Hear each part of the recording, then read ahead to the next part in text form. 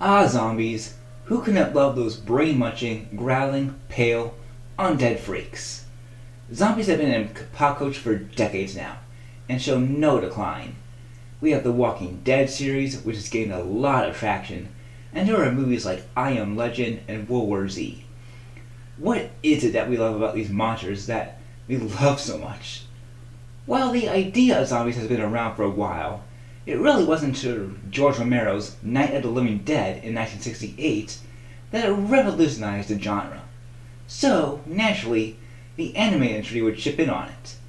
There's Tokyo Ghoul, Is This a Zombie, and Soul Eater, and that's just to name a few. But recently, an anime from 2018 caught my eye. An anime where the main characters are zombies and must save their home by singing. That being Zombieland Saga. In this messed up wacky show, we have 7 girls who died from untimely deaths and were brought back to life as zombies to save Saga from its idol decline. We have the main heroine, Sakura, along with Ai, Saki, Junko, Yuri, Lily, and Tai. They are all from different years in time, and all had different deaths and were completely different people. The crazy producer, Kotaro Tatsumi, is the one who brought them back to save Saga from its idol decline. Using his makeup skills to make them look human, he wants to make his whole dream come true. So we get the idol group Franchouchou. So you might be asking yourself, how did he bring them back? Who the hell is he? How did he get their bodies? These questions are pretty much never answered. Well, the second one is, but barely.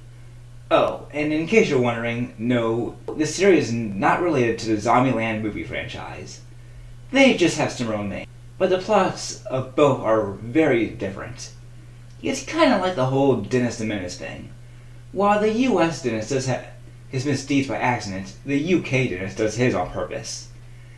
Now, let's look at the heroines' backstories. The main character is Sakura Minamoto. I said Minamoto, not Kitamoto. On April 7th, 2008, she was a 17-year-old girl with dreams of becoming an idol. She wants to become something she always wanted to be and build up her self-esteem. But these dreams are crushed, and so is Sakura, when she gets hit by a truck, killing her. What? It's a hilarious way to start this off. Life comes at you fast, doesn't it? When we're young, we seem to think ourselves as invincible.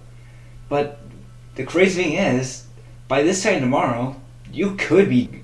And that truck seems to be going pretty fast. What reason does a car need to go that fast in a neighborhood? Roads? Where we're going, we don't need roads.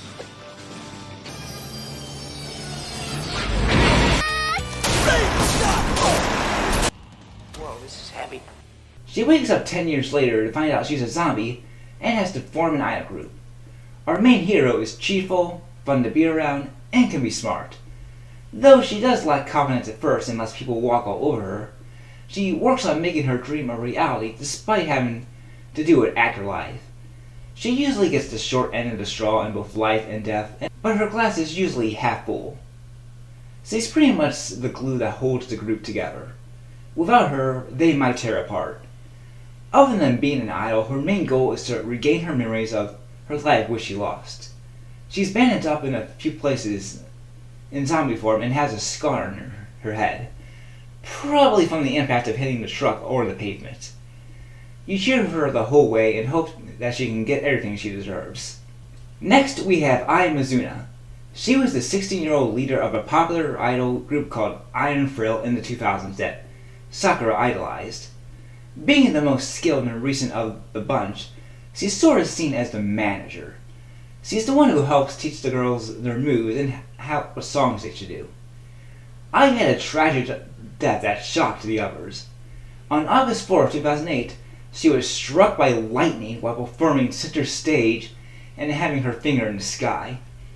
Frankly, I blame Zeus.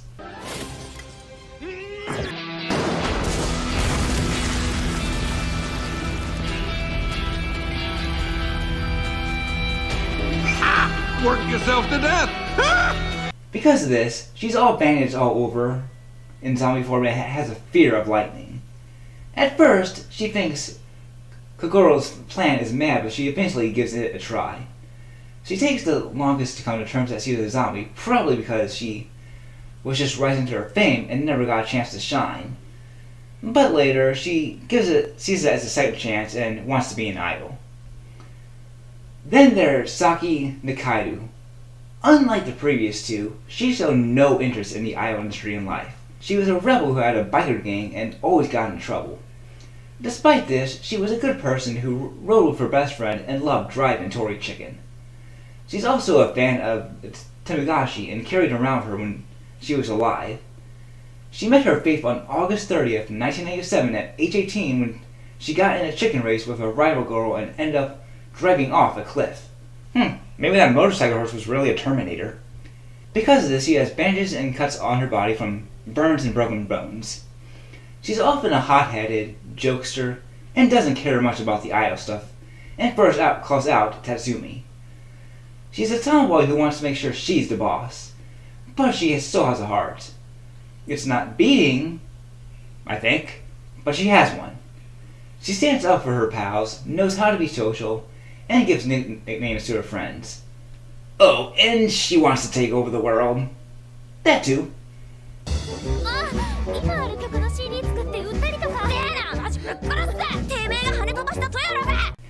Then there's Juko Kono. She was an idol from the 1980s when the industry was just becoming popular.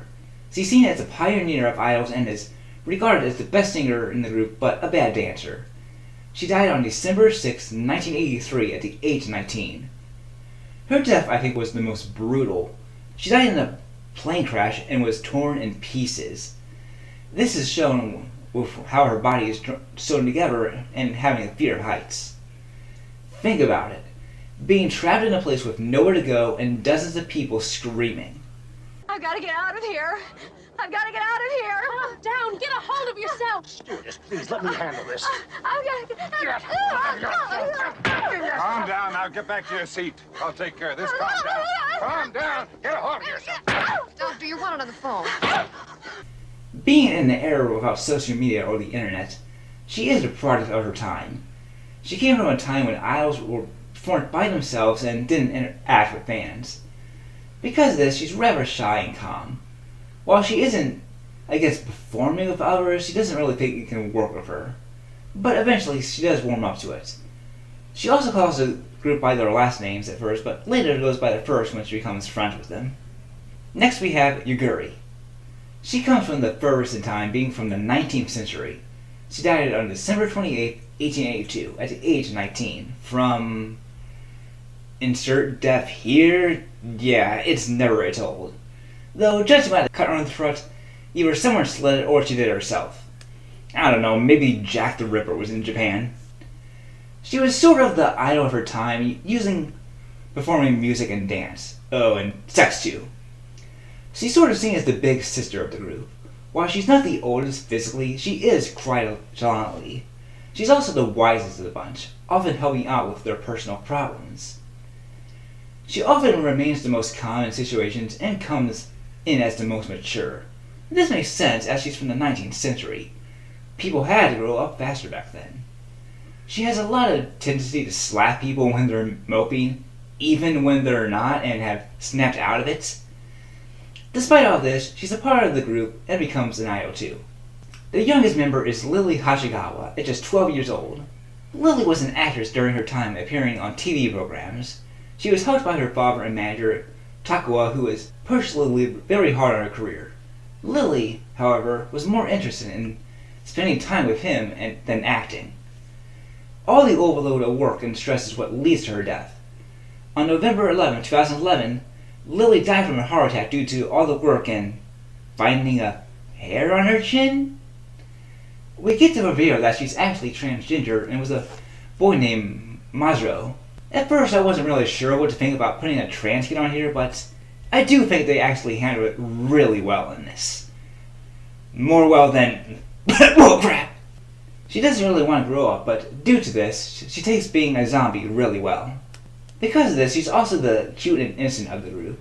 She is the latest to die in the group and probably gets the least culture shock. Lastly, there is Tai Yamada. Unlike the other girls, she never really quite wakes up. She's usually just making grunting sounds and moaning sounds like that thing from The Grudge. Though she isn't stupid. She can still understand everyone and can help them when they're needed or on their idol dances. How she died and when she died remains a mystery. Though judging by her clothes, it was a long time ago. I have often seen people guess she might have been a Christian who was trying to convert people and was killed for that. She's also the oldest at 29 years old. She often does act like a zombie by chasing or biting people, sort of like an anime version of AOC. Also, she makes a really good chicken sound, so that earns a lot from me easily. And we also do have Kotaro Tatsumi, a very, very crazy man who revived the girls and wants them to save Saga. It's not fully explained why he did it or even how he did it. He just did it. Have you ever seen a zombie movie? Yeah, that's all you need to know according to him. なんでゾンビになったのかなって。なんじゃい、お前ゾンビ映画見たことないんかい。あります、一応。あんな感じです。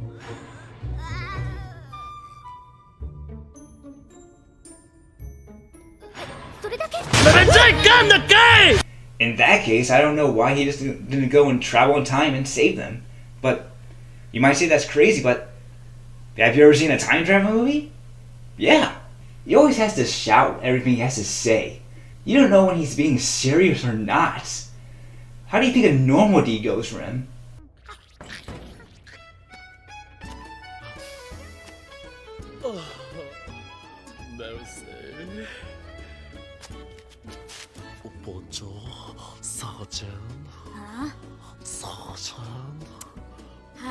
Saga Jen, Saga Jen.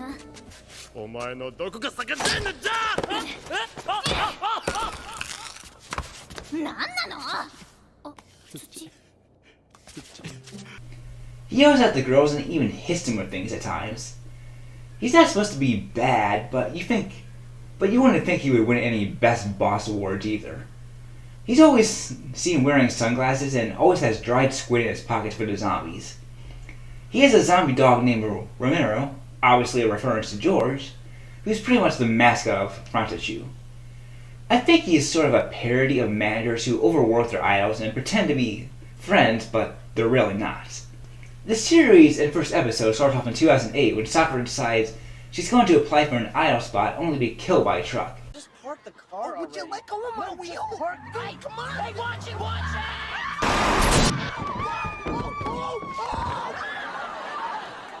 Sakura! Sakura! Somebody call for help! Sakura! She wakes up 10 years later to find out she's in Saga and is now a zombie. 6 other girls from different years have also become zombified from a man named Kotaro and wants them to save Saga.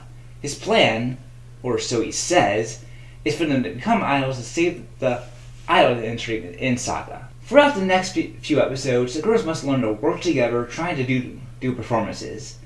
They start off small since performing at a small castle, but they will do bigger and better as the series goes on. By finding out about their backgrounds and who they are, the girls learn to work together to try to form an idol group. They also must do silly things such as make a fast food commercial together. In order to raise profits, Kotaro takes them to a restaurant called Drive-In Tori for a commercial. Let's just say comedy ensures. It's also fun to see the normally tough Saki go all goo-goo over a restaurant she loved in life. There's also an episode where the girls go to a hot spring. The girls break the rules by going out as zombies and things go as you expect. Other episodes focus on the girls dealing with their past. One has Lily's father recognizing her after he sees her picture. He feels guilt over working his kid and feels her death is his fault. Lily must show that isn't true while keeping her secret. Throughout all this, the girls form a true friendship with each other and try to respect their differences. As they grow closer, get better, and get fans, you start to see yourself as a fan of them. Then there's the last few episodes, where the series really hits home. If you don't want to be spoiled, I recommend skipping here. So the girls have been learning to work together, and as a result, Franchouchou has gotten a lot of fans. Kotaro sends him to practice on some mountains, much to their confusion. While Sakura wants to practice, the other girls seem to goof off, which upsets her. While she gets attacked by a wild hog, she breaks down. Back at home, though, she realizes she was the one who messed up. While she was complaining, all the girls were working together to get through. She then realizes her mistake and promises not to be self-centered anymore. There's only one problem. She still doesn't remember how she died or what her life was like. Well, getting hit by a truck should take care of that. So Sakura gets her memories back before she died, but at the cost of losing her memories as a zombie. After the shock of finding out she's dead, she becomes depressed and certain she can't be an idol. We also find out Sakura's life was filled with bad luck.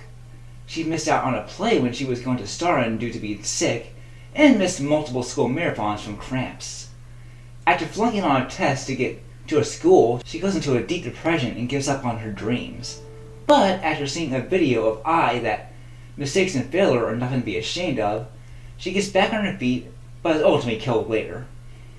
The girls try to help her, but to no avail. Eventually, Kotaro tells her that he would not give up on her, and all the girls slap her out of her mood. Literally for Yuri. So, they go to their big concert, Sakura gets her memories back as a zombie, and they are a big success. Oh, and some reporter notices that some of the zombies look like their famous dead idols, but that's not important. Overall, the series had a great balance of comedy, story, and great characters to keep you interested. The fact that the girls are from different eras makes up some great slapstick. As said before, Yuri would slap anyone without a second thought, and Saki is a fan of Tamagotchi. I think it can work better if they took it to its advantage. Let's look at Ai and Junko. On paper, they're pretty similar. They're both idols who rose to fame but died young. And they have similar haircuts too. Junko was born in 1964, making her a baby boomer, while Ai was born in 1992, making her a millennial. Junko is old enough to be Ai's mom. They could have some kind of issue or something with technology to show their differences. They could also have something like Junko not being so tolerant of gay people, while Ai is fine with it. I wouldn't mind seeing Sakura and Ai want to go and check out their MySpace profiles, only for Kotaro to go and laugh at them and tell them that MySpace is dead compared to what it once was. It can not only work for comedy, but even dramatic or tragic moments. It shows that both Junko's and Ai's styles have their pros and cons. Just because Junko lives in the era where idols meet their fans doesn't mean she always has to as well. As long as both touch someone and can influence them, there is nothing wrong with showing both. If anything, showing both is better because both types can learn to respect each other. The comedy is great. They can make up some great slapstick for the fact that they're zombies. Anytime their body parts come off or someone sees them, it's usually really funny. The idol deaths are somehow tragic and funny at the same time. You have an upbeat, chipper girl who wants to make something out of herself after giving up only to be killed by a truck.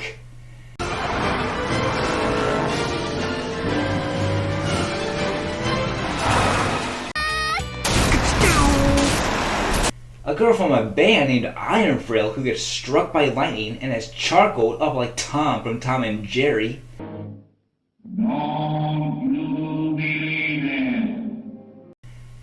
A kid who has a heart attack from a facial hair. You know, in real life, laughing at these would be horrible, but somehow they make it humorous for this. I also like how they're not mindless zombies. Well, they are at first, but after they wake up, they're more like people. Most zombie flicks have them as the villains, but I would like to see one where the zombies are everyday people and live in different communities than humans. Both of them have issues with each other, but they don't kill each other. The girls do have to wear makeup or people will freak out. The makeup also reflects on how they had to hide who they really are.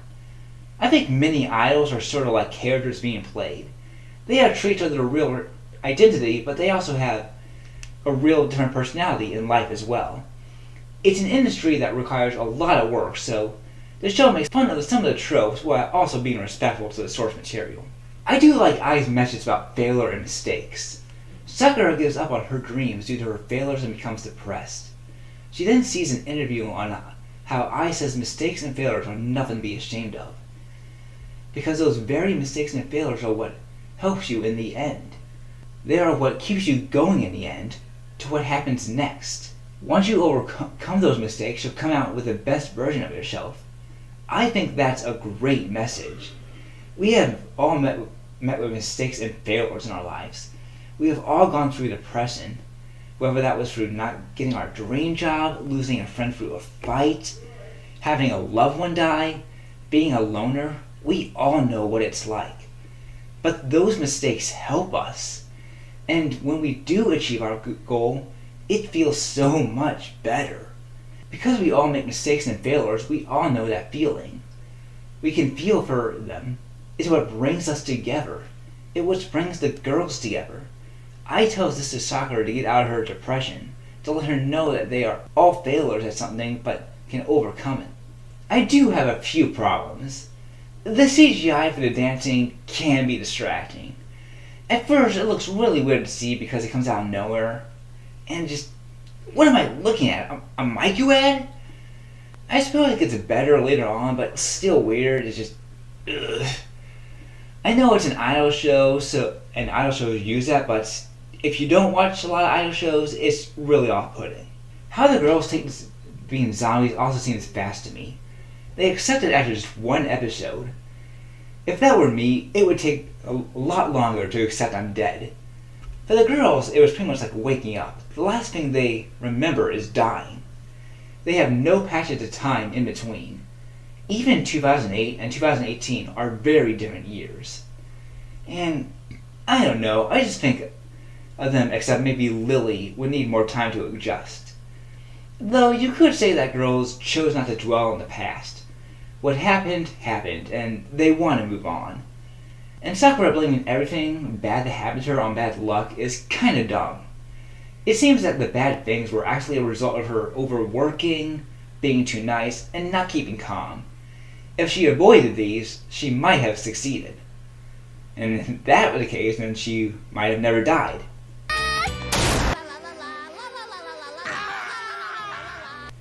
The overall plot is kind of rushed to being there are only 12 episodes. We didn't get much information on both Yuri and Tai, which really disappointed me. Well, there is this bartender who seems to be connected, but it was really short. Control of plants also seems to be bound to fail. Did he not once think of how people would recognize them? I, Junko, and Lily were already famous, so people would recognize them. And surely close friends of Sakura and Saki were too. Think about it. If anyone who was close to you died years ago, appeared at your door, and said that they were alive again, you would probably freak out. Even if they succeed, what happens next? Do they go back to their families? Do they get their other jobs, or do they get married? Can a zombie get pregnant? If she can, what does that make the baby? Then there will be the problem of them not aging. Sure, they can pull it off at first, as many people do look young, but later people would raise questions. What happens when their friends and families die? If Kotaro dies, will they eventually die again too? There's just so many questions. There's also a reveal at the end of who Kotaro really is. I won't say it, but it's only a short flashback. Well, it does give us an idea of why he brought them back. It doesn't really explain much. But I do like the idea on who it was. That was a really nice one. It does seem that the recognition question will be answered in Season 2, though, as the reporter remembers Junko in one episode. Maybe he was a close friend of hers, or a boyfriend, or a big fan. It would be nice to see the secret get revealed as a plot point in Season 2. So, that's Zombieland Saga. What other show are you going to get where the main character is killed off in the first minute just so she can become a zombie again? I thought all the characters were really interesting and wanted to know more about their backstories. The animation is usually nice, but the CGI can get in the way. The voice actors for both the English and Japanese dub do a good job of getting their roles too. And they aren't scared to go and make the deaths sort of comical. There aren't many shows where a kid dies from finding a hair on his friggin' cheek. Also, we get the most metal death from an idol ever. That was pretty freaking awesome. Its message of not being ashamed of a failure is great too. It would be nice to see some of the unresolved questions or problems be fixed in Season 2. If you're looking for an idol show with a twist, this is for you. But if you're looking for a Love Live-like series, I say that is good as dead.